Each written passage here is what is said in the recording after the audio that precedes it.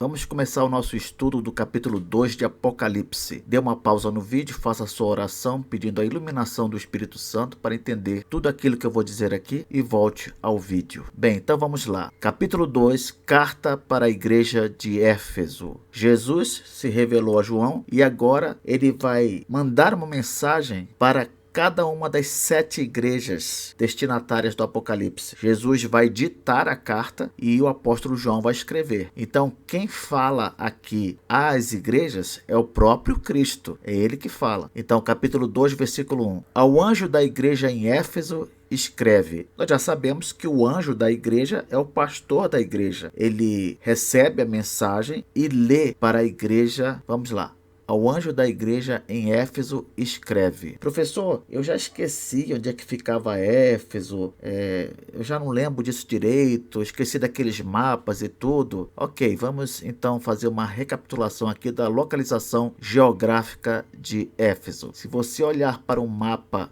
comum, o que você tem de fazer? Você tem que pegar, se localizar aqui no Brasil e pegar um barco e atravessar o Oceano Atlântico.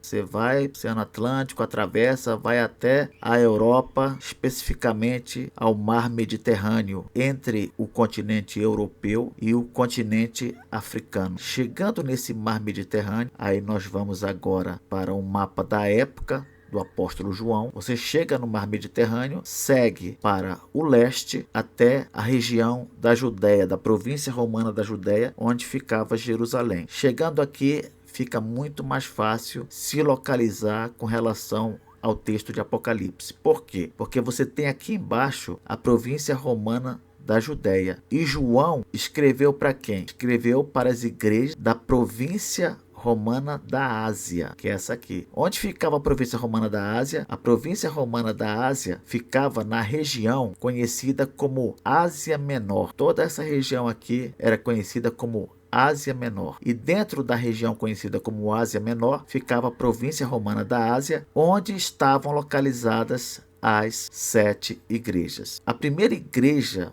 para a qual o apóstolo João vai mandar a carta é a capital da província romana da Ásia. E qual era a capital da província romana da Ásia? Éfeso. Éfeso é a capital da província romana da Ásia. Foi para lá que João mandou sua primeira carta.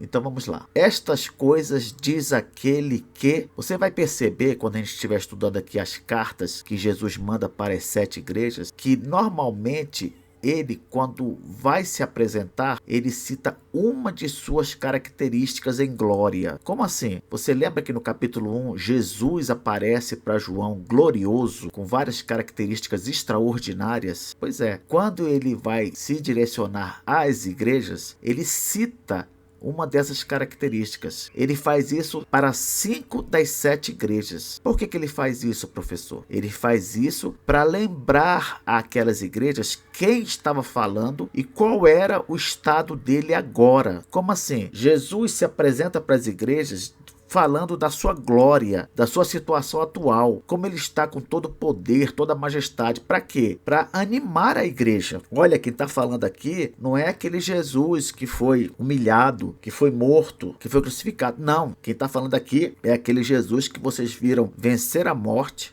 com a ressurreição, aquele Jesus que foi assunto aos céus, aquele Jesus que está à destra do Pai, é esse Jesus que está falando com vocês. Então, ele faz questão de citar características gloriosas dele, para quê? Para animar a igreja. A gente não pode esquecer que aquelas igrejas da época, elas estavam sob constante perseguição. Então, Jesus introduz as cartas normalmente mencionando uma característica gloriosa dele para animar a igreja. Vamos lá, ele fala, estas coisas diz aquele que... Aí ele começa a dar as características gloriosas dele, não é? Que a gente viu no capítulo 1.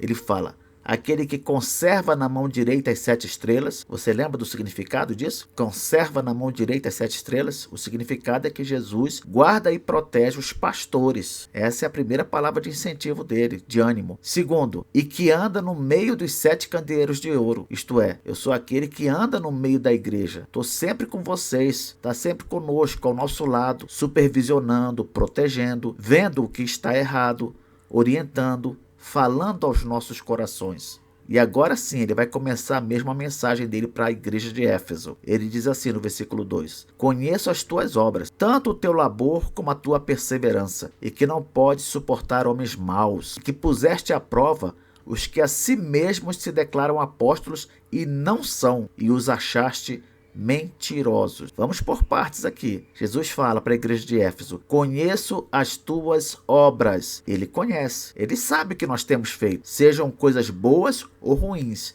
Ele sempre sabe. Não é à toa que ele está andando no meio das igrejas, não. Ele não está parado no meio das igrejas. Ele está andando, observando, verificando, analisando. Conheço as tuas obras, conheço teu labor, tua perseverança. Cristo sabe do esforço da sua igreja. Ele sabe do trabalho dela. Ele sabe da nossa insistência em continuar confiando nele, mesmo diante das adversidades que vêm sobre a nossa vida. Qual é o crente que não tem problema? Qual é a igreja que não tem problema? Todos nós temos, mas Cristo sabe. Conheço as tuas obras, teu labor, tua perseverança, e que não podes suportar homens maus. Essa aqui é uma palavra de elogio, especificamente para a igreja de Éfeso. Cristo está elogiando aquela igreja, porque os crentes de lá, eles não podiam suportar homens maus. Como uma mensagem que é entregue a cada igreja é uma mensagem para todas as igrejas também, nós deveríamos pensar: será que a nossa igreja local ela também não pode suportar homens maus? Ou ela faz vista grossa para esse tipo de gente? Será que nós temos dentro da nossa igreja pessoas más, pessoas ruins, e nós não estamos nem aí para isso? Vemos isso com naturalidade? Isso aqui é uma chamada de atenção para aqueles que se portam de forma indiferente àquelas pessoas que dentro da igreja são pessoas ruins. Pessoas, por exemplo, que posam de líderes espirituais, mas não passam de enganadores. Por incrível que pareça, há muitas igrejas assim, não é? Suportam pessoas que não dão testemunho, que são claramente pessoas que não agem como crentes, mas às vezes leva mais em conta a situação financeira da pessoa, o status ou coisas assim. Não. Éfeso é elogiada por não suportar homens maus. E ainda continua, fala assim: não pode suportar homens maus, e puseste à prova os que a si mesmos se declaram apóstolos e não são, e os achaste mentirosos. Olha o que Jesus está revelando. Esses homens maus, aos quais ele está se referindo aqui, eram pessoas que estavam dentro da igreja de Éfeso, se declarando apóstolos. Você já viu isso nos nossos dias? Alguém nas igrejas por aí se declarando apóstolos? E Jesus fala: e não são. Se declaram apóstolos e não são, mas vocês os acharam mentirosos. Isto é, a igreja de Éfeso conseguiu desmascarar esses falsos apóstolos. Como é que eles fizeram isso, professor? Como é que eles desmascararam? Eles devem ter usado o método dos bereanos.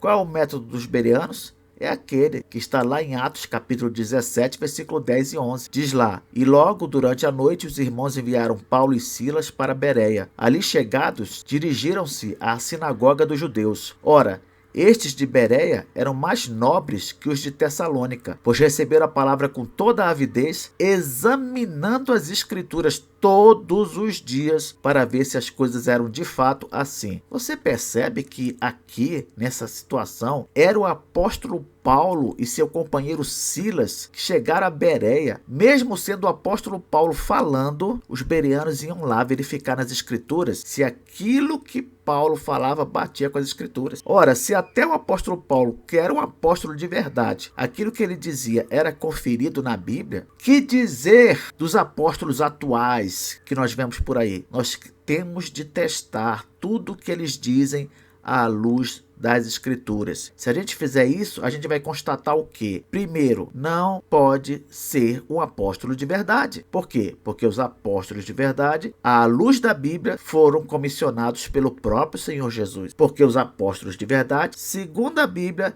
eles exerciam operações milagrosas. Você lembra que Paulo ressuscitou Eutico? Você lembra também que Pedro ressuscitou Dorcas? Você lembra disso? Então, os apóstolos, eles eram pessoas usadas por Deus, faziam coisas extraordinárias para confirmar a mensagem deles, porque eles eram responsáveis por lançar os fundamentos da igreja, que então se iniciava. Então, os apóstolos de hoje, eles são todos falsos apóstolos, porque não foram comissionados pessoalmente por Cristo, porque eles não exercem poderes miraculosos como os apóstolos exerceram, e também porque eles não têm mais o que lançar em termos de doutrina, a base para a igreja, porque nós já temos toda a doutrina. A Bíblia já está completa. O trabalho dos apóstolos já se encerrou. Por isso que com a morte dos apóstolos no século I, não se levantou mais nenhum apóstolo, porque o trabalho deles já foi feito. Então, como é que os crentes de Éfeso desmascararam aqueles falsos apóstolos? Certamente conferindo nas escrituras o que eles reivindicavam, conferindo nas escrituras o que eles ensinavam e assim descobrindo que era tudo mentira, falsidade, enganação. Jesus continua, versículo 3: e tens perseverança, e suportaste provas por causa do meu nome, e não te deixaste esmorecer. Veja só, ele fala de novo aqui perseverança. No versículo 2, ele citou perseverança. Ele disse: conheço as tuas obras, tanto o teu labor como a tua perseverança. E aqui no versículo 3, Jesus citou perseverança de novo. Por quê? Porque ele quer enfatizar essa virtude. Essa virtude é a mais necessária quando a gente está com problema. Você sabia disso? A perseverança. Se nós não tivermos perseverança, na hora dos problemas, vai tudo por água abaixo. Essa é uma das virtudes mais importantes para o crente. Perseverar em meio aos problemas. Jesus fala: e tens perseverança e suportaste provas por causa do meu nome. O que ele quer dizer com isso? Que aqueles crentes lá de Éfeso, eles não enfrentaram problemas decorrentes de algum vacilo que eles deram, não. De alguma atitude errada, falta de testemunho. Não. Eles sofriam porque eles testemunhavam de Cristo, porque eles eram crentes. Por isso que Jesus fala: suportaste provas por causa do meu nome. E Cristo fecha aqui no versículo 3 dizendo assim: e não te deixaste esmorecer. Outra forma de se referir à perseverança.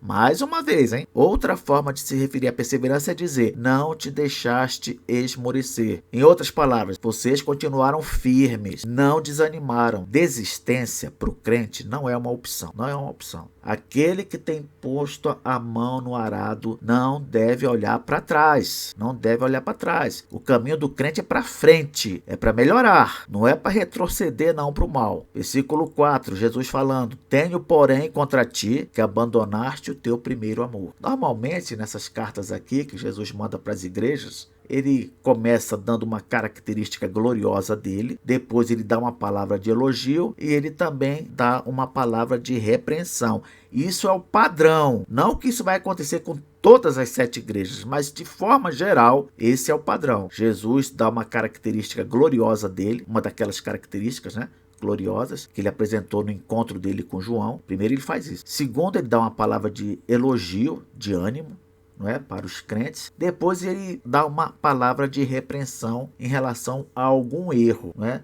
Nós temos que ver essas coisas com naturalidade. Assim como nós temos coisas dignas de elogio, também temos defeitos e devemos aceitar a crítica de Cristo com naturalidade. O que a gente tem de fazer, professor, diante da crítica? Procurar consertar. Essa é a vida do crente. Ele acerta, mas se tiver alguma coisa para arrumar, ele tem que procurar arrumar. Então, Jesus fala: tenho, porém, contra ti que abandonaste o teu primeiro amor. O que seria o primeiro amor nesse caso aqui? O que seria? Se você olhar o versículo seguinte, você vai ver que o primeiro amor quer dizer que eles abandonaram a prática das primeiras obras. Que primeiras obras, professor? Quando nós nos convertemos a Cristo, o nosso amor a Cristo parece mais forte, né? A gente vive numa empolgação quando a gente se converte. Quer servir a Cristo, fazer a vontade dele, porque nós estamos maravilhados com a pessoa de Jesus, com o que ele fez por nós. O nosso prazer é agradar a Jesus, porque essa é a reação natural de todo aquele que conhece a Jesus. Então, aquela disposição para testemunhar, que era tão presente na nossa vida no início da nossa conversão, às vezes ela pode ir apagando. Por quê? Porque o nosso amor por Cristo não tem sido cultivado. Não tem sido cultivado. A gente vai vivendo e vamos servir a Jesus e acabamos nos tornando muitas vezes meros religiosos. Olha que a igreja de Éfeso, você observou que eles eram firmes na doutrina, observavam a doutrina, verificavam nas escrituras se o que estava ensinando para eles era certo ou errado. Quer dizer, em termos de ortodoxia, doutrina correta, eles estavam de parabéns. Mas com respeito ao amor deles por Cristo, por incrível que pareça, eles tinham esfriado.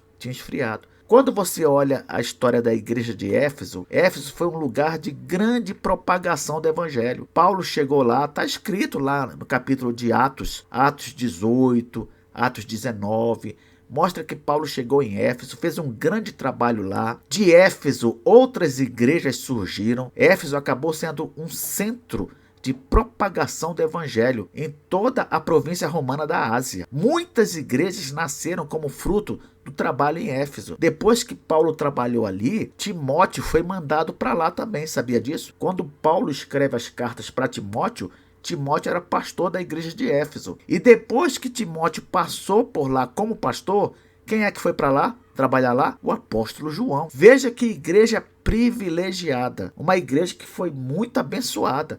Teve o apóstolo Paulo, teve Timóteo, teve João. Uma igreja que cresceu, com certeza viveu tempos áureos, maravilhosos. Mas se não tomarmos cuidado, a nossa relação com Cristo pode esfriar. Isso é possível. É possível você servir a igreja, você se tornar um religioso exemplar, você amar a doutrina verdadeira e mesmo assim a sua relação pessoal com Cristo, ela acabar se desgastando. Você já não tem aquela devoção que você tinha, você já não fala com Cristo como você falava, você já não expressa por ele o amor que você deveria expressar. É preciso restaurar aquele amor inicial que nós tínhamos por Cristo, porque aí sim nós vamos refazer as nossas obras agora, mas motivados pelo amor a Cristo, pela gratidão a Ele, e é isso que importa. As primeiras obras, elas vinham acompanhadas de uma devoção pessoal a Cristo, e é isso que Jesus está denunciando aqui. Tem que voltar às primeiras obras, aquelas que vinham acompanhadas do amor pessoal a Jesus. Cristo não quer simplesmente que nós o sirvamos e façamos tudo o que nós temos que fazer. Não, Ele quer que nós o sirvamos, mas amando a Ele. Ele quer que nós obedeçamos, mas por amor. Nunca esqueçamos, aquele que tem os meus mandamentos e os guarda, este é o que me ama. Não podemos dissociar obediência a Cristo longe de amor a Cristo. Os dois têm sempre que andar juntos. Que Deus nos abençoe. Amém.